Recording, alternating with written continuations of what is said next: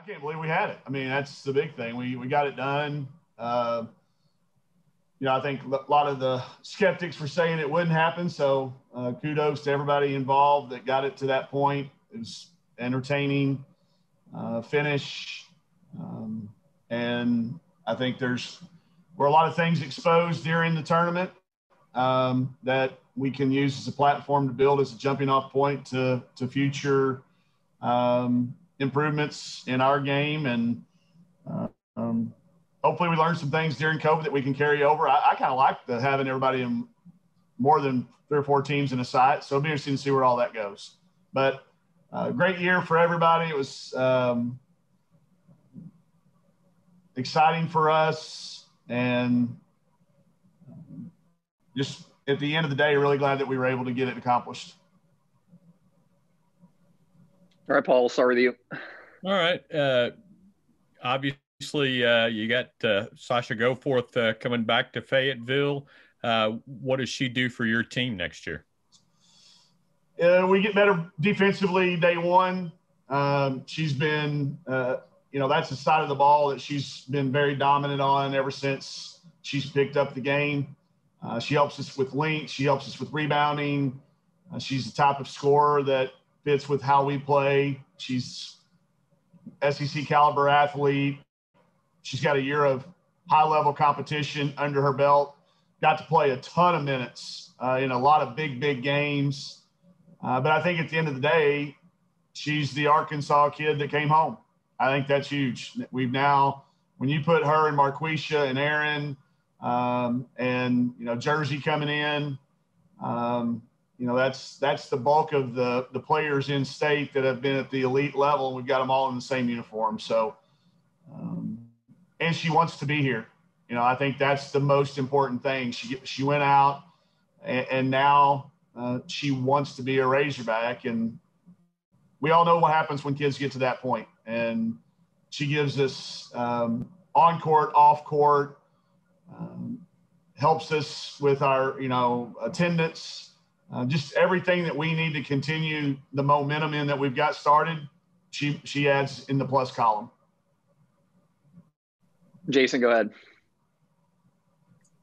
We all know what Amber brings on the floor, off the floor, and leadership. How important is that for this, trying to continue to build off of what you have going? Well, there was an awful big load going to fall on Michaela Daniels' shoulders if Amber, would have decided to go ahead and go play professionally as well. So you mentioned it, you nailed it. The leadership, the understanding, the been through it, the been able to help. We're going to have a massive freshman class. It would have been too much for just Michaela to be able to do. So that gives us another upperclassman with experience, a very good awareness of the college landscape, and another voice in the locker room of, that NCAA experience that we had. Being able to tell the kids, this is what we have to do now so we go deeper into the tournament the next time we get there. It's not just one voice. There's multiple voices, and we're able to divide those loads up. And she knows what the SEC is like. Nate, go ahead. How healthy is Alana Eaton, and just what are you looking for from her next year? She's way ahead of schedule on when you look at a player who's got a second ACL tear. We're still not rushing it because we're not in any hurry to, be in competition mode. But the thing that's been set in her mind is be ready when the time comes. You don't have to get ready, stay ready. And I saw when she came to me and said, Coach, as much as I want to go to the NCAA tournament, I do not want to miss rehab.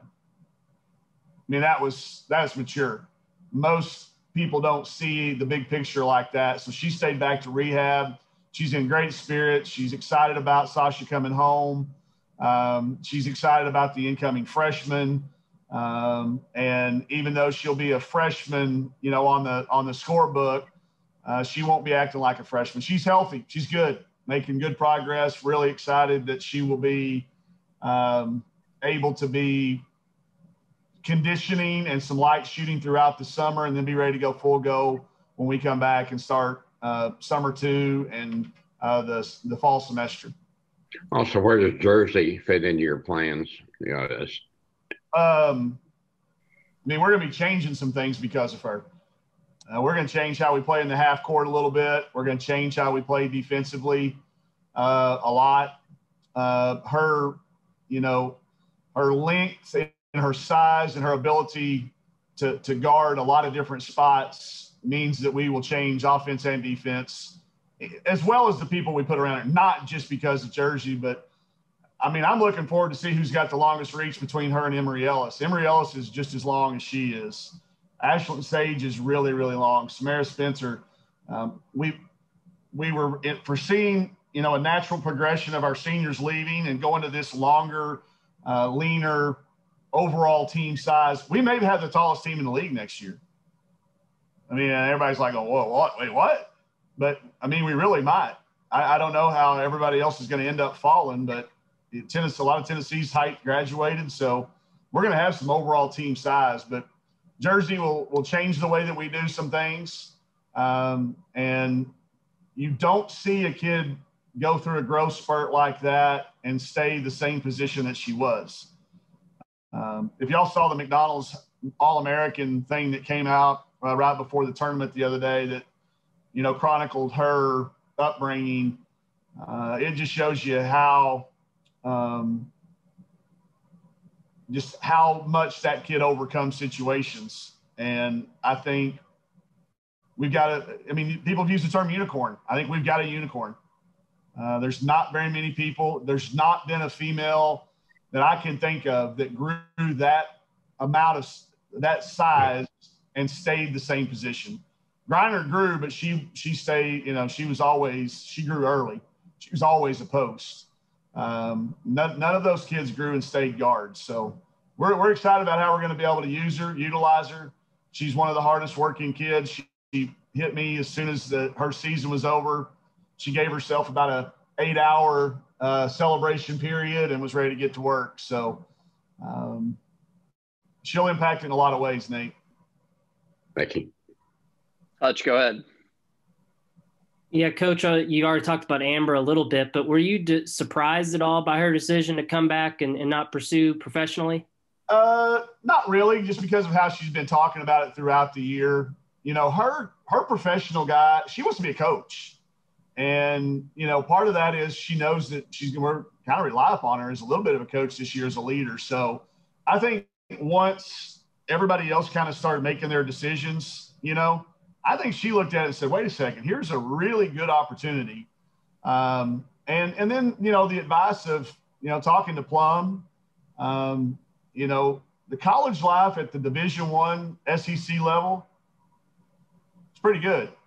You know, I think she talked to Alexis Tolfree and people that have gone and played overseas and said, man, there's a lot of people that advise you to stay in college as long as you can. So I think she got good advice. I think it fits who she is. And like she said in her release, she's got some things she'd like to finish. So I wasn't shocked, but was pleasantly surprised that she wanted to take on that task because it's a big task. And her role will change a little bit too. You know, we talked to her about that, you know, when you come back for that, you know, quote, extra year, there's going to be some things that'll change a little bit. And make sure you're okay with that. And she was on board. She is going to be an extra coach out there for us, believe me.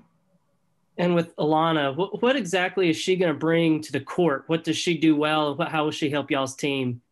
She stretches the defense with her range. She's got, you know, the ability to shoot it out there from range. But if you close out too bad, she can go by you too. So the thing I think she gives us best is rebounding. You're talking about a kid that was a big-time rebounder throughout the summer circuit in her high school team. She had a lot of 15, 20 rebound games. She seeks the ball out. We will improve on rebounding because she's in the lineup. She's instinctively a great passer, just a tremendous look-for passer. And she's got a little bit of that size that we struggled to play against. We'll now have on our size, big guard. And she loves the game. I mean, this kid's eat up with it. She is one of those kids that is eat up with basketball. Russell, go ahead. Coach, could you talk just a little bit about how you've gotten this program to a point where you're getting upset in the first round of the NCAA tournament Yeah. I mean, we got lucky.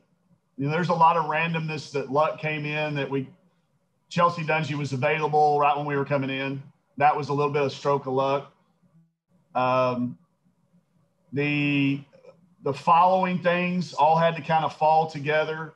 The rest of our league there was some transition going on in our league. We were able to catch some people a little bit faster than maybe anticipated, going from, again, being picked down toward the bottom to being in. The right people stayed. Jalen Mason staying. We found Taylor. Luckily, if Taylor's not playing for a former Lady Razorback, we probably don't get her.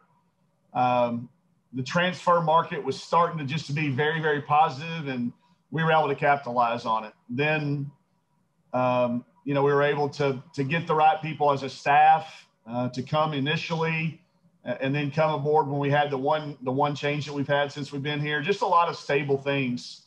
And the other thing, I don't talk about it a lot, Dorita Dawkins coming in and becoming our sport administrator was a huge thing. This is somebody who's really helped us behind the scenes make women's basketball important. And obviously her being on the selection committee shows you how valuable and how respected she is among leaders in our industry.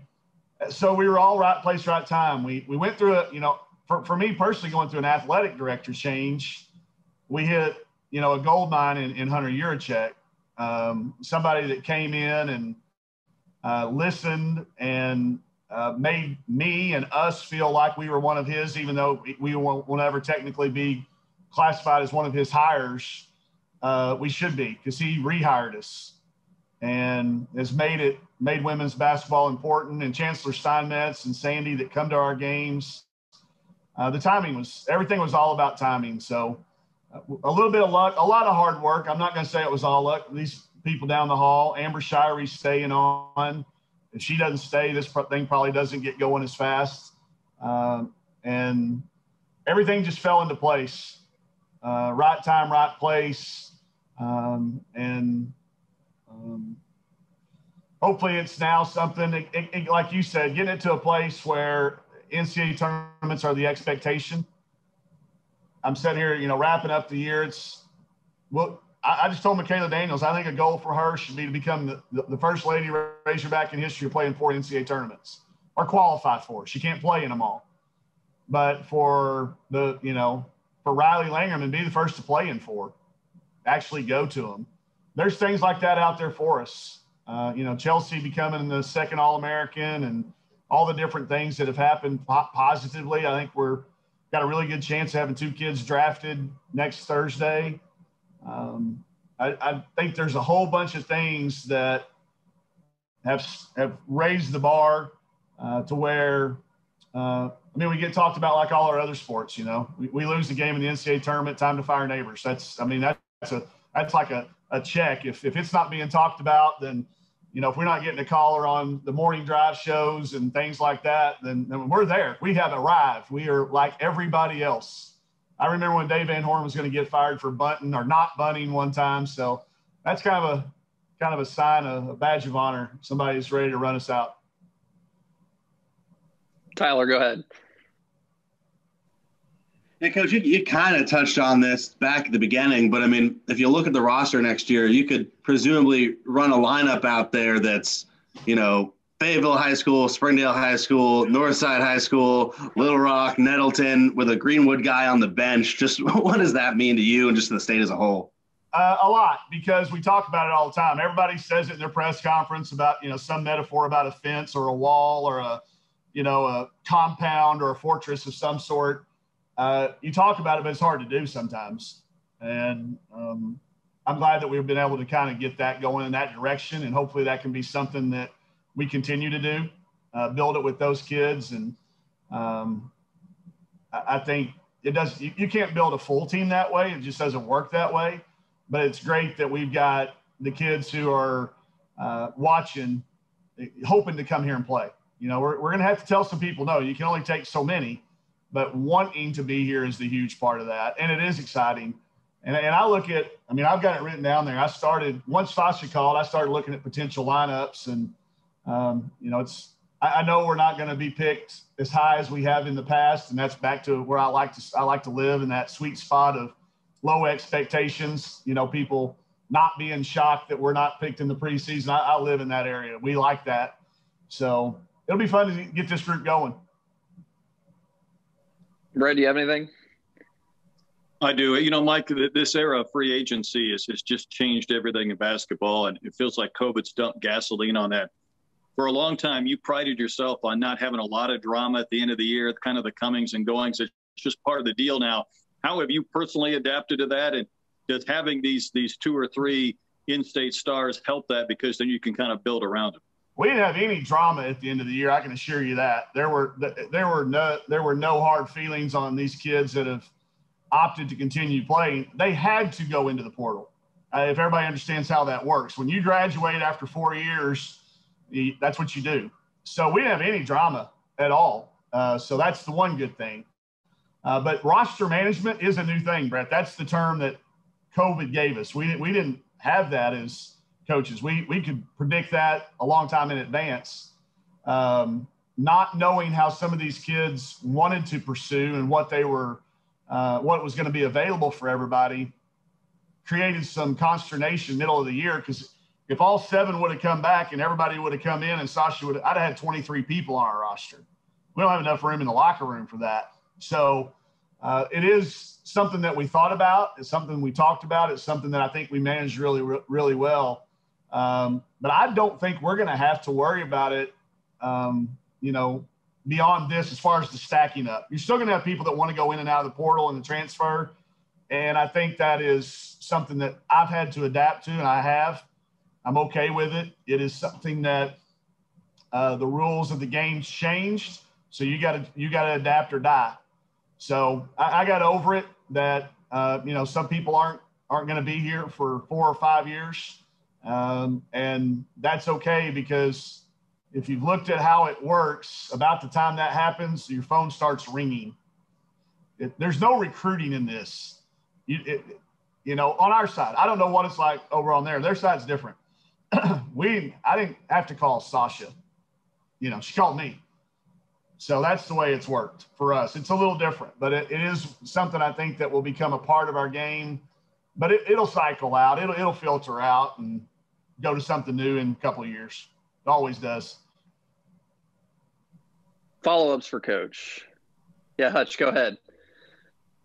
Mike, along those same lines, I haven't sat down and wrote out what your roster looks like for next year, but do you have open spots still? Are you still looking in the portal for possible additions? Yeah, it'd have to be a kid with a certain size requirement and history. We're set in some spots, and I'm not going to bring somebody in that's going to, be in competition with Marquisha. Marquisha's earned her opportunity next year to roll out there day one as somebody that's a starter. And I'm not going to bring somebody in like Marquisha. It would be somebody that everybody on this call would look at and go, okay, yeah, that makes sense. That would make sense. And there's, obviously everybody's always looking for that mythical 6'5", 6'6" kid that people think walks around and we just don't try to get. And we're trying. They're very, very few and far between. And we're not going to recruit somebody that's just 6'4" and can't play in the SEC. So we'll bring somebody in that's SEC ready. As you know, it's changing, not even hourly, but by the minute. But yeah, there's spots on the roster should something pop up, and we'll save it if not. But if the right person popped in there that made sense to everybody, then there could still be some movement. Jason, go ahead. You talked a lot about the roster, but schematically, does anything change with how you play with this roster? Yeah. To go from a team that likes to score a lot? Because I think if you were able to rebound maybe the Ole Miss game and the Wright State game, you were moving on. Is there anything how you change with what you have coming in and how you look at the roster? Yeah, we will be better in all those facets, in all those areas because of graduation. What we have always done is we have tried to adapt to the team that we have. You look at our team at Xavier, where I was there with Kevin, we had 3 post players over 6'5". We pounded that thing inside, and we played games in the 50s. Well, we couldn't get those kids when we got here. We had to get Chelsea's and IT's and Amber's and Slocum's and play that way. And I wasn't about to change right in the middle of Chelsea's junior year our style of play. So we wrote it out the best we could to get the team that we have now. But, yeah, you're going to see some changes. And we'll talk about it right now. We'll break the news. Todd's taking over some offensive stuff, and I'm going to the defense. We're going to run a lot of Princeton actions, which he's coached for a number of years. It's something we've looked at doing ever since we knew Jersey was coming, because Nicole Powell is probably the closest player in the history of our game to compare to her. So and Todd's a Princeton guy. He teaches it better than I do. So he'll take over probably some of our half-court offense. And I'm going to go back to the defensive side of the ball, where I spent my first 14 years as an assistant. I love it. Everybody thinks I'm an offensive jacket up, run up and down, but that's just because that was the role I was in. But we're still going to play fast. Don't mistake that. That is still the way you have to win. And there's been a lot of defensive wins, championships, banners popping back up after the last couple.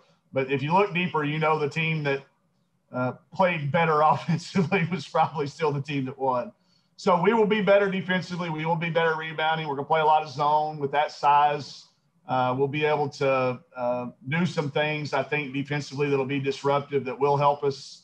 And in hindsight, may have helped us win some games that we lost, but I don't think we would have necessarily been able to beat UConn or Baylor or some of the wins that we did have too. There's a trade-off there. I think we'll become a more balanced offensive to defensive team, kind of like our teams at Washington did in year 4 and 5 when we got our roster built like we wanted it to.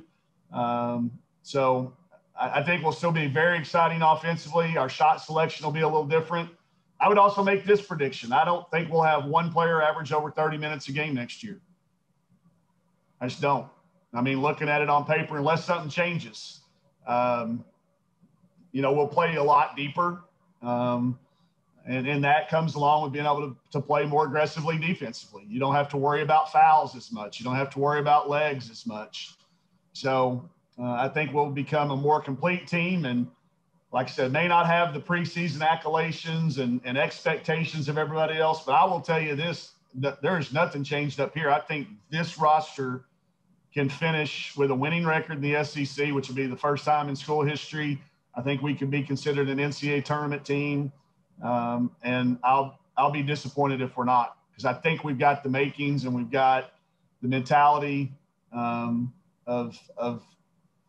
being able to do all of those things. So my expectations are even higher than what we had this year. And I know that the players are too. But yeah, it's going to look different. And some people are probably going to say, well, in a good way. I'm fine with that. We had to do what we had to do. The dominoes don't get knocked down. We don't get Jersey Wolfenbarger to come here if we're not winning. That's a fact. I mean, y'all saw it. Y'all saw the people that were recruiting her. We don't get her if we're not showing progress. We don't get the transfers. It doesn't happen if you try to. And I got dominoes out of order. I admitted that to y'all at the end of the year. I got a little – we missed that domino going to the tournament and experiencing the tournament. We got down there expecting to win the whole thing before we ever even knew what it felt like to be there. And it'll always have an asterisk in my mind, because I know for a fact it would have given us a great opportunity playing right across over there. I'm pointing at Bud Walton Arena. Had we been a 4 seed and got to host the first 2 rounds of the NCAA tournament, I think we'd had 15,000 people in there, and who knows. So this season will always have that could have been, would have been. I get that. But the fact that we got through it and everybody got through it the way they did, there will be no regrets about it, but it will always be remembered as what I think could have been had we had the year last year. Had we had last year to go down and play in the NCAA tournament and learn from it, this could have been, a breakthrough type year. But when I look at the list of things this group accomplished, I'm not spending 1 second regretting it. Tyler, go ahead. Yeah, just for Chelsea, for Destiny going forward, just professionally, what are your expectations? Just that they get an opportunity to pursue their dream, which is, getting paid to play basketball. I think it's going to happen for both of them. The draft, our side is completely different. We've got 12 teams and 3 rounds. So there's only 36 people that are going to get picked next week. I've talked to somebody within every organization except for one. So I fully suspect both of those kids will be announced at some point during the time. Chelsea's, I've heard as high as 4 people that have a pick up that high and, into the early second round, just depending on needs, because that is the hardest league to make. There's only 12 teams. Not all of them even carry 12 players. Some of them can only carry 11 because of their roster cap and their injuries. So there's not even 144 jobs to go around. It is an Olympic year, so there's some chances there. But, and just sitting down and discussing the options with them as they were going through hiring their agents and things, just to see their excitement of that's their next chapter. They loved it here, and I think there was a time they thought about it. But, man, if you put yourself in those kids have been in college for 5 years. It's time. They were excited about the opportunity to go and go into the next phase of basketball and their lives. And it's just going to be fun to follow them. I'm really looking forward to the draft itself and then the camps. Traditionally, I don't know what travel is going to be like, but traditionally I've always gone to those camps and watched them work out. So I look forward to being able to do that if both of those kids do get drafted and make a training camp. Any other questions for Coach? Hey, Mike, I just can you go into a little more detail from a defensive side? I mean, that's just I know you said you probably play a little more zone, but what does that entail being different? I think putting a little more pressure, maybe extending full court, looking to turn the ball over, looking to create some turnovers a little bit at times, use our length to be disruptive. You can gamble a little bit more when you can rebound behind it. If you can't rebound behind, we're already at a disadvantage already. We may send 4 to the glass on offense where we've been only sending 2.5. So I think those will be some changes because of the personnel change. I don't know if that answers your question specifically, but a little bit more pressure, a little more disruption, less percentage based, more trying to make them trying to force the action a little bit more. But we won't delve across from the fact that we still know at the end of the day, we've got to come up with stops. So we won't gamble too far. We'll find that happy medium between, scouting report defense and then what we can go put on people. But I don't think I think it would be foolish if we had the roster we have and we continued just to play percentage-based defense, because now I think we can rebound. I think we can block some shots. I think Marquisha can steal it a little bit more often, given the opportunity to do so. And not having to play, if somebody's not having to play 35 minutes, they can expend a little bit more energy on defense. So I think there'll be a mentality shift.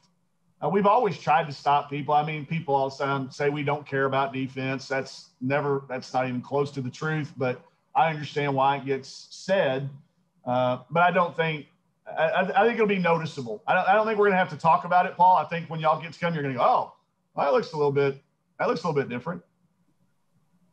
Well, and one other thing you said was, is this personnel based as far as making choices to send more to the glass at separate times? Yeah. Yeah. It doesn't do you any good to send Amber to the glass if she's going to get 1 out of 75 and give up 40, points on the other end. So there's some analytics that go into it. There's some way we prepare, but it all goes back to your roster.